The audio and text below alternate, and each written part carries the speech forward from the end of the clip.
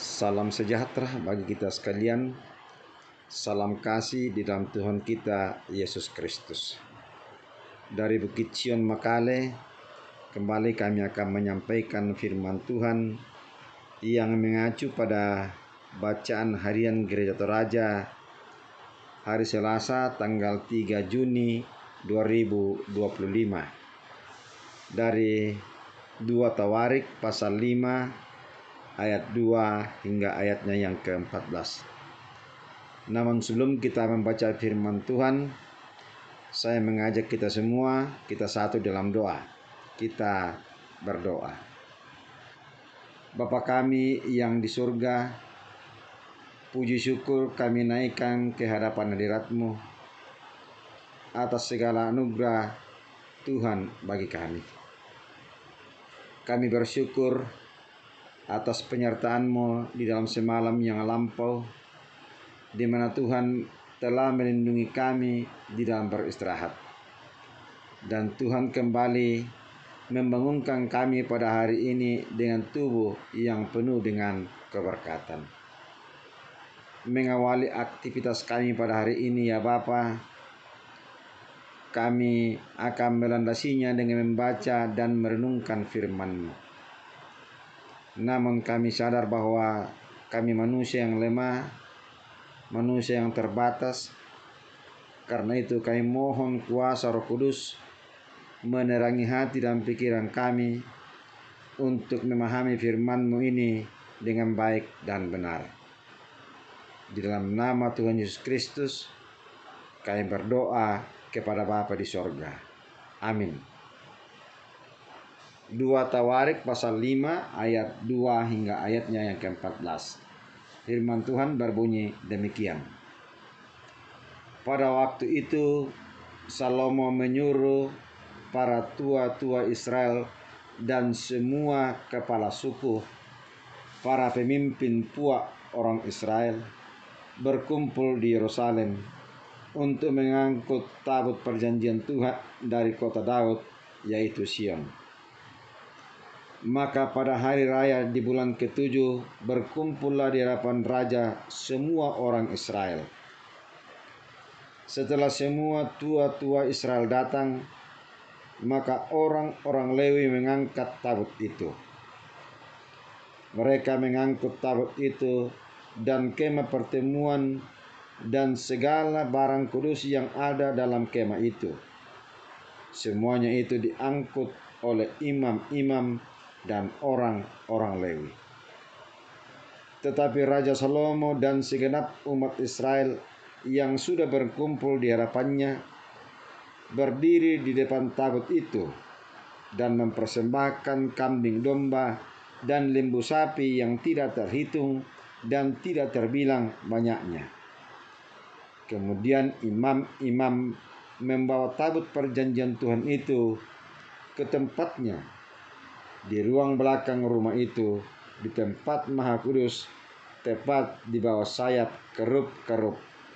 Jadi kerup-kerup itu mengembangkan kedua sayapnya di atas tempat tabut itu, sehingga kerup-kerup itu menudungi tabut serta kayu-kayu pengusungnya dari atas.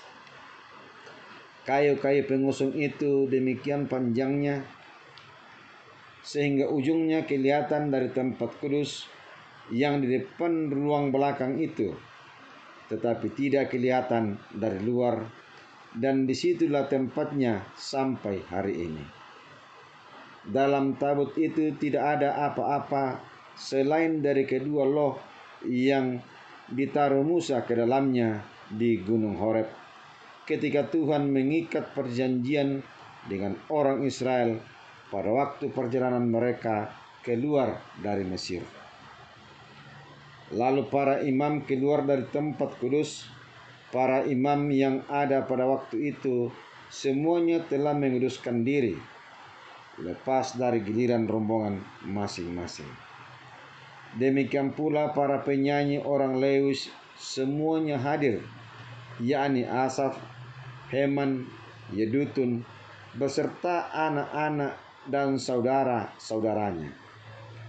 Mereka berdiri di sebelah timur mesbah, berpakaian linen halus dan dengan ceracap, gambus dan kecapinya, bersama-sama 120 imam peniup nafiri. Lalu para peniup nafiri dan para penyanyi itu serentak memperdengarkan paduan suaranya untuk menyanyikan puji-pujian dan syukur kepada Tuhan. Mereka menyaringkan suara dengan nafiri, ceracap dan alat-alat musik sambil memuji Tuhan dengan ucapan, sebab Ia baik, bahwasanya untuk selama-lamanya kasih setianya. Pada ketika itu, rumah itu, yakni rumah Tuhan, dipenuhi awan, sehingga imam-imam tidak dapat tahan berdiri untuk menyelenggarakan kebaktian oleh karena awan itu, sebab kemuliaan Tuhan memenuhi rumah Allah. Demikian firman Tuhan. Tema renungan kita pada pagi ini saya beri judul Allah hadir di tengah umatnya. Bapak, Ibu, saudara-saudari, dan anak-anak yang dikasihi oleh Tuhan kita Yesus Kristus, kehadiran seorang pemimpin baik dalam masyarakat maupun dalam keluarga sangat dibutuhkan. Karena pemimpin itulah yang akan mengarahkan, membimbing, dan mengayomi masyarakat atau keluarga tersebut. Bacaan kita hari ini berbicara tentang kehadiran Allah di tengah umat.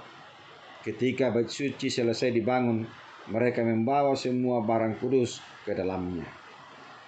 Ayat 2 hingga ayat 10 mengungkapkan tentang Salomo yang mengumpulkan para tua-tua dan pemimpin Israel.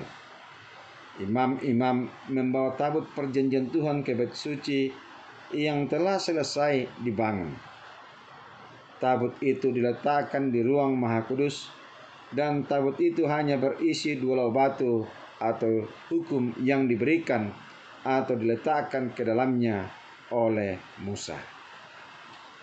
Ayat 11 sampai ayat 13a, imam-imam dan orang-orang Lewi sudah menyucikan diri. Para penyanyi dan musisi, yaitu pemain ceracap, pemain gambus, pemain kecapi, dan nafiri, mereka melayani dalam kesatuan untuk memuliakan Tuhan. Mereka menyanyikan pujian dan ucapan syukur, sebab Ia baik. Ayat 13b sampai 14. Kemuliaan Tuhan hadir dalam bentuk awan memenuhi rumah Tuhan. Para imam tidak bisa berdiri untuk melayani karena kemuliaan Tuhan melengkapi tempat itu. Namun kebenaran yang ditemukan ialah bahwa Tuhan tidak terbatas pada bangunan, tetapi Dia hadir ketika kita siap secara rohani. Bapak, Ibu, saudara-saudari, dan anak-anak yang dikasihi oleh Tuhan kita Yesus Kristus, kehadiran Allah adalah respon atas penyembahan yang sejati. Kemuliaan Tuhan bukan hasil usaha kita manusia, melainkan anugerah Allah yang dinyatakan kepada umat yang bersiap dengan hati yang tulus dan suci dan bersatu. Pertanyaannya, apakah kita menyambut Allah dalam hidup secara pribadi atau bersama-sama dengan hati yang bersih? Apakah kita seluruh anggota jemaat datang beribadah atau dalam suasana beribadah kita memberi tempat bagi kehadiran Tuhan dengan hati yang sungguh-sungguh, atau malah kita sibuk dengan penampilan luar atau sibuk dengan berbagai kegiatan-kegiatan lainnya?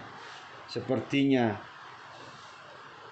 kita sibuk main game atau kita sibuk main video dan lain sebagainya. Bapak, Ibu, saudara-saudara, dan anak-anak yang dikasihi oleh Tuhan, siapkan diri sebelum datang beribadah melalui doa penyucian hati yang sungguh-sungguh. Jaga kesatuan dalam jemaat, karena kehadiran Allah sering dinyatakan dalam kesatuan rohani. Firman Tuhan pagi ini mengingatkan kita, mari kita menjadikan penyembahan sebagai pusat kehidupan, bukan hanya sebagai aktivitas rutinitas semata dan sebagainya. Melalui firman Tuhan pagi ini, kita juga belajar bahwa Allah menyatakan kehadirannya di tengah umatnya yang menyembahnya dalam kesatuan, kekudusan, dan hormat. Kiranya Roh Kudus memampukan kita menjadi pelaku firman-Nya. Amin. Kita berdoa.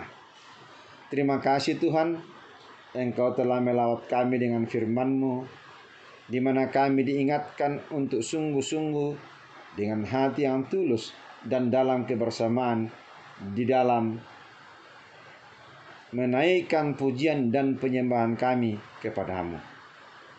Tolonglah kami agar kami dimampukan menjadi pelaku firman-Mu. Kasihani orang tua, saudara kami, anak-anak kami di dalam berbagai pergumulan, yang berduka hiburkan, yang mengalami bencana kasihani mereka, tilik mereka masing-masing. Dalam keadaan sakit, Tuhan pulihkan. Anak-anak kami yang dalam pertumbuhan, pendidikan, mencari pekerjaan, kiranya mereka boleh mendapat pekerjaan yang sesuai dan seturut dengan kehendak Tuhan. Kami berdoa kepada-Mu Tuhan, buat bangsa dan negara kami, pemerintah yang ada di dalamnya, mulai dari pusat hingga ke pelosok tanah air. Kiranya mereka memimpin kami dengan hikmat Tuhan, keadilan dan kedamaian senantiasa kami alami. Pemberita Injil-Mu di mana saja mereka berada, berkekuatan, kesehatan, serta hikmat dari Tuhan. Perlengkapi mereka senantiasa, kiranya semakin banyak orang yang menerima bahwa Yesus Kristus satu-satunya Tuhan dan Juru Selamat dunia. Mohon ampun Tuhan atas segala dosa dan kesalahan yang kami lakukan melawan kehendak-Mu. Semuanya ini kami sampaikan di dalam nama Tuhan kami Yesus Kristus. Itulah Tuhan dan Juru Selamat kami yang hidup. Amin. Demikian firman Tuhan yang kami sampaikan pada pagi ini. Selamat beraktivitas. Tuhan Yesus memberkati kita semua.